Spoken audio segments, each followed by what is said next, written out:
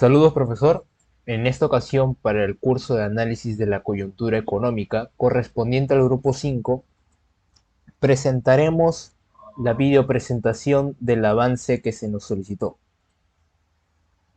El grupo 5, conformado por los integrantes Fernández Schwartz, Jordi Rafaela, Ingunza Manrique, José Miguel, Torres Guerrero, Ashley Camila, Vilcatoma Puré, Omar Williams, Prado Porles, David y Fuentes Merizalde Gonzalo, expondrá acerca de 3 artículos para este análisis de la coyuntura. Nuestro grupo se ha encontrado motivado por la coyuntura actual influenciada por la pandemia del COVID-19 y sus efectos dentro de la economía peruana. Es por ello que hemos decidido abarcar 3 temas de investigación que guardan relación con el contexto económico peruano contemporáneo. Dichos artículos son los siguientes: estabilidad macroeconómica, la informalidad en el Perú y, por último, el rol del Banco Central para mitigar distorsiones en la economía. Sin más que añadir, comenzaremos con la exposición del primer artículo, la estabilidad macroeconómica. Estabilidad macroeconómica. Iniciaremos con retos en estabilidad macroeconómica del Perú.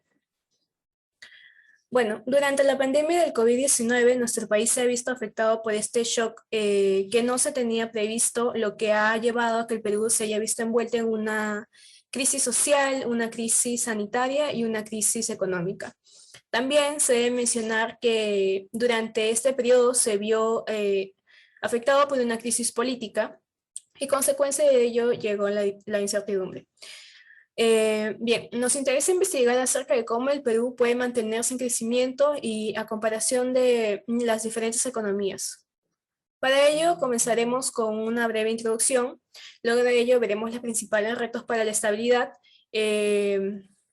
Estos serían las políticas implementadas que se relacionen con la inversión y con el gasto, la preocupación que se tiene por las pequeñas y microempresas, y por último, la reforma tributaria y de recaudación. Esos 3 puntos los hemos tocado porque nos han parecido importantes para poder apoyarnos y poder entender un poco de cómo podemos crecer establemente en la economía. Bueno, durante el año 2020, como ya se sabe, se tuvo un gran impacto del PBI por el cierre de empresas. Esto llevó a la disminución de la actividad económica, ya que afectó a diferentes sectores tales como el sector de la construcción, de transporte, de alojamiento, de turismo, entre otros. A pesar de que de este gran golpe que se tuvo y de la gran caída que se tuvo hace no mucho, disculpen, el Banco Central de Reserva tiene expectativas de crecimiento para el 2021 que se ubican en un rango de 8,1 y 11,9%. Y para el 2022 se sitúa en un rango de 2 y de 3%. Inversión y gasto público. Para lograr el crecimiento de la economía, esto podría explicarse gracias a la demanda y el consumo y las políticas de inversión y de gasto. Bueno, el marco macroeconómico anual nos dice que si el gasto público aumentará para este año en un 13,1% para poder tomar acción frente a la emergencia sanitaria que estamos viviendo y fomentar la recuperación cercana. Este gasto va dirigido principalmente a las medidas de aceleración del proceso de vacunación y con ello poder fomentar la aceleración de la reactivación de distintos sectores que fueron golpeados por la pandemia. Bueno, con respecto a la inversión, se tiene que esta podría retornar a sus niveles pre-pandemia y se enfocaría principalmente en la recuperación de la inversión de infraestructura y del mercado de viviendas. Algunos proyectos de infraestructura que podemos mencionar son la Autopista del Sol y la línea 2 del Metro de Lima. Y con respecto a la inversión pública, esta está enfocada en la generación de empleo y en el mercado laboral principalmente. Bueno, en este primer cuadro podemos observar cómo nuestro país se recuperó el crecimiento del PIB de este año con respecto al 2019, gracias a la demanda interna por una mayor inversión y gracias al retorno de la mayoría de actividades económicas y por el control que se tuvo en la pandemia. En el segundo cuadro podemos ver que el Perú es uno de los países con mayor crecimiento del PBI a nivel global y pudo alcanzar una tasa de 20,9% por encima de las economías tales como de Estados Unidos, de Brasil, de Chile, de Colombia, de India y también de China, que tuvieron también un alto nivel de tasas. Ahora pasamos a las pequeñas y microempresas. Como ya sabemos, la pandemia ha provocado un gran cambio en las actividades comerciales de estas empresas y, bueno, podríamos decir que las han afectado hasta el punto de quebrar o simplemente desaparecer. Para este tema se ha tomado acción gracias a diferentes proyectos como las reformas y programas tales como Reactiva, y se debe seguir con ello ya que para el año de 2019 las MIPES representaban un 95% de las empresas peruanas y empleaban un gran porcentaje de trabajadores, tal que era como 45,7% según la INEI. Y además de ello, las MIPES, disculpen, han registrado ventas que equivalen cerca del 20% del PBI para el año 2019. Bueno, este sector ha podido reinventarse hace poco gracias a la digitalización, sin embargo aún existen trabas y aún existen reglas que no, bueno, que les impide adecuarse al mercado peruano. Bueno, en este cuadro podemos observar lo que se mencionó anteriormente acerca de las micro y de las pequeñas empresas y su aporte al crecimiento económico durante la última década. Parte de mantener la estabilidad macroeconómica hacia el futuro es también el de asegurar los ingresos del Estado. Por esta razón, desde el gobierno ya existen propuestas para una reforma tributaria. Recordemos que los compromisos con la sociedad durante el año 2020 generaron el incremento del gasto público. Todo esto canalizado en bonos y crédito. Por un lado, salvaguardar las necesidades de las familias más vulnerables y por otro lado, evitar la quiebra o el rompimiento de la cadena de pagos de las empresas. Entre las prioridades a las que el Estado tendrá que atender con mayor gasto público destacan la salud, los programas de asistencia sociales que incrementalmente fueron refocalizados hacia los colectivos más golpeados por la crisis, la educación para reabsorber a los alumnos que se verán desplazados de los sistemas privados y los mecanismos de fiscalización para hacer cumplir los protocolos de seguridad sanitaria. Como se demostró en la emisión de bonos soberanos de abril, en parte gracias a las enormes inyecciones de liquidez que están llevando a cabo los bancos centrales en las principales economías avanzadas, Perú mantiene un holgado acceso a los mercados financieros internacionales. Si esto se complementa con las líneas de crédito que se pueden obtener de los organismos financieros multilaterales, el gobierno debería aprovechar su gran credibilidad en los mercados para movilizar los recursos que se necesiten para abordar esta crisis. Para mantener este esfuerzo fiscal, debe contemplarse la posibilidad de revisar las reglas fiscales. En 2017 se activó la cláusula de excepción para suspender temporalmente la aplicación de la regla de déficit, dada la necesidad de reconstrucción en las regiones afectadas por el fenómeno del Niño Costero. A finales de 2019 volvió a extenderse hasta 2024, el objetivo de converger hacia el déficit del 1% del PBI que contempla la regla, y en el marco del COVID-19 se suspendieron todas las reglas macrofiscales hasta 2021 con el compromiso de converger a la meta de déficit fiscal del 1% del PBI en 2026, lo que potencialmente debería ser extendido si la recuperación económica es menos robusta de la que se anticipa actualmente. Ello implica que las reglas fiscales peruanas van a estar instaladas en la excepcionalidad durante casi un lustro, con el riesgo de que ello merme su credibilidad como herramienta para limitar la discrecionalidad en el manejo de las finanzas públicas. Igualmente, el marco macroeconómico multianual reciente reconoce que el límite actual de deuda pública es del 30% del PBI. No se logrará hasta el 2040. En este contexto, una mejor opción sería abordar una reforma integral de dichas normas para reconocer que el mundo post-COVID requerirá un rol más activo en la economía y en la sociedad de parte del Estado. Esto último es algo que ya se ha reconocido en el marco macroeconómico multianual vigente.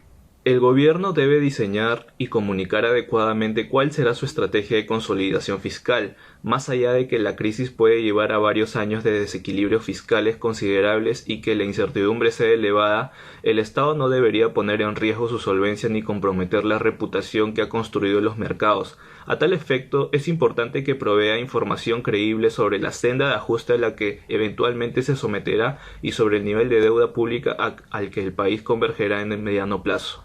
Perú deberá abordar una reforma tributaria para aumentar los niveles de recaudación. Si bien en una primera etapa el Estado podrá financiar con deuda y activos financieros el mayor gasto exigido para atender la situación actual, en el mediano plazo será necesario que los niveles de recaudación aumenten sustancialmente, dado el impacto inmediato de la crisis sobre los ingresos de las familias y las empresas.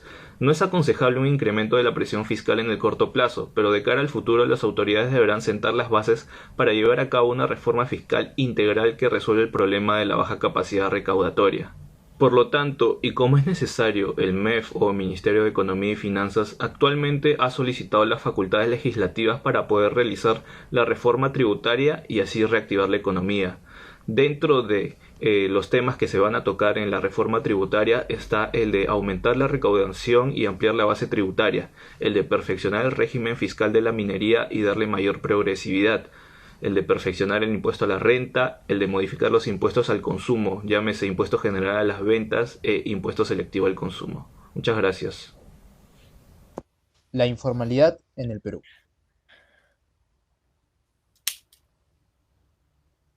Nuestra motivación para el desarrollo de este tema de investigación es lograr determinar los principales factores causantes de la informalidad mediante un análisis de la evidencia empírica y explicar los objetivos de la política pública para reducir la informalidad en el Perú.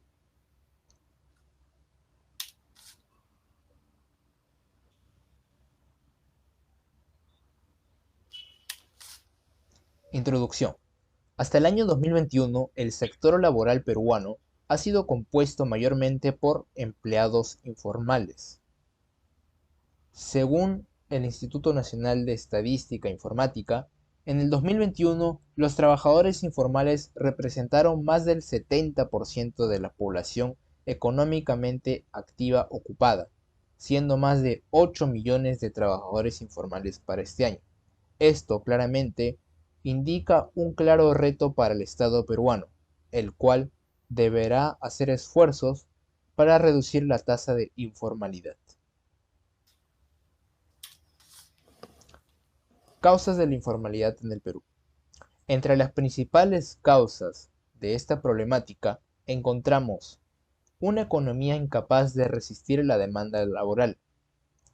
Muchos de los trabajadores, al no encontrar un trabajo estable en el mercado laboral, terminan optando por ofertas laborales informales. Trabas burocráticas. Muchos de los procesos de formalización suelen ser largos y tediosos, lo que dificulta el proceso de formalización de los trabajadores y de los empresarios. Costos de transacción que origina el Estado. Dichos costos suelen desmotivar a los trabajadores informales en su proceso de formalización. Actividades que no se desenvuelven dentro de las normas establecidas. Algunos de los trabajadores y empresarios informales suelen realizar prácticas o actividades fuera del marco legal, que a su vez suelen estar penadas por la ley, lo cual hace imposible que dichos trabajadores realizan o pueden realizar un proceso de formalización. Tasa de informalidad en la población económicamente activa ocupada. Según los datos recopilados por el último informe técnico trimestral del empleo del Instituto Nacional de Estadística e Informática, para junio del 2021 el 78.1% de la población económicamente activa ocupada estaba compuesto por trabajadores informales, lo cual nos deja un aproximado del 22% de trabajadores formales en el mercado peruano. Dicha cifra es muy preocupante para los intereses nacionales, dado que significa que una cantidad menor al cuarto de los trabajadores a nivel nacional es formal. Hasta el año 2019, la tasa de informalidad había mostrado una tendencia decreciente. Sin embargo, para el año 2020 en adelante, la tasa de informalidad habría crecido a un ritmo muy acelerado. Esto se debe claramente a los efectos sufridos por las restricciones implementadas para contrarrestar el avance de la pandemia del COVID-19.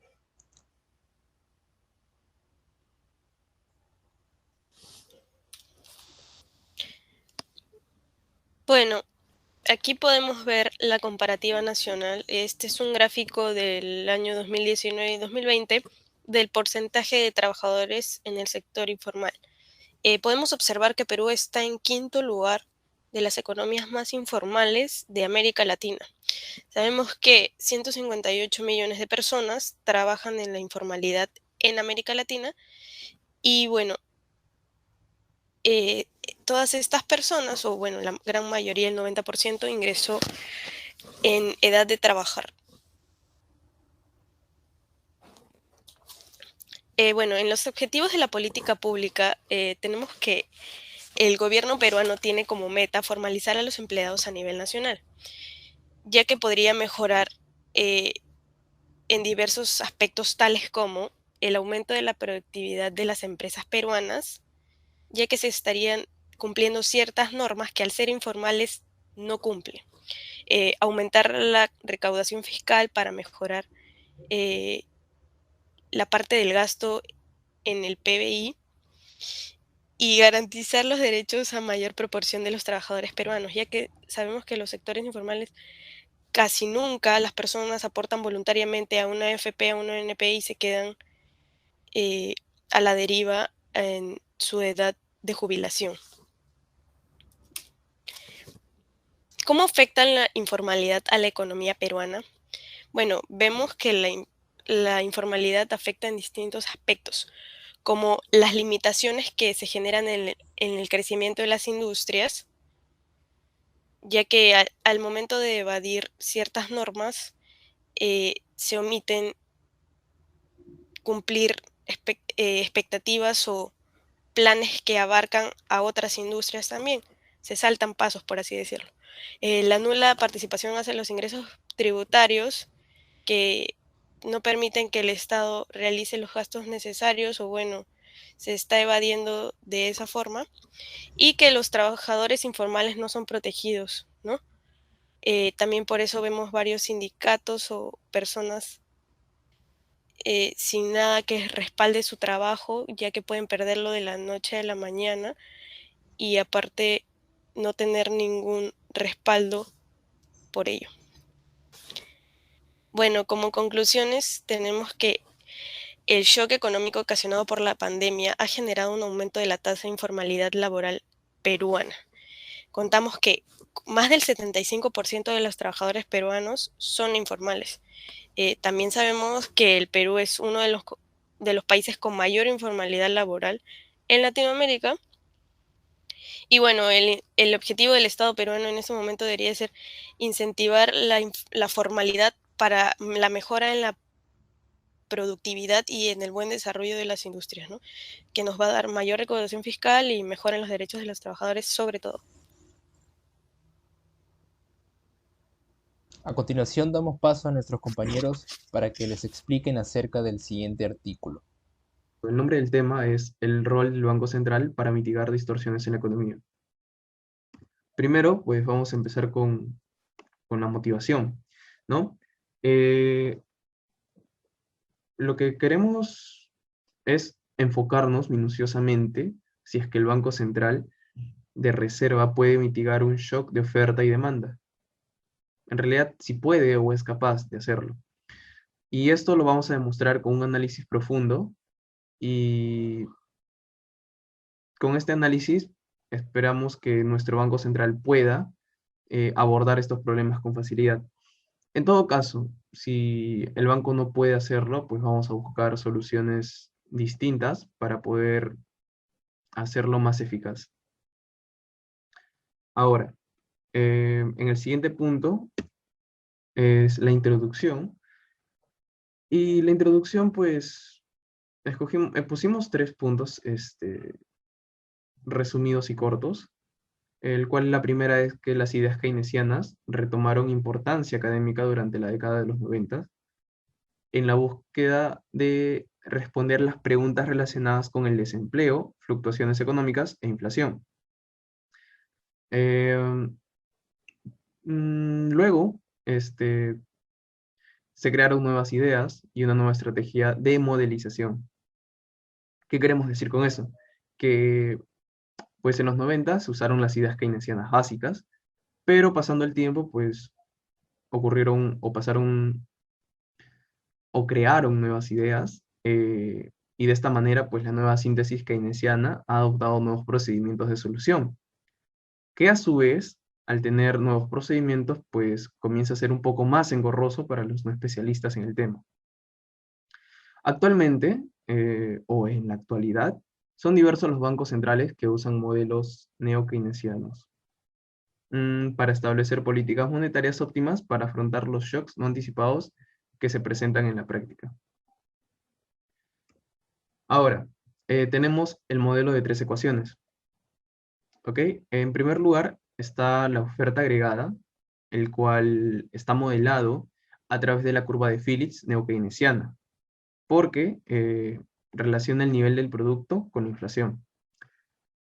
Creo que no se puede ver la flechita, pero estoy señalando la ecuación, el cual es la primera que se logra observar.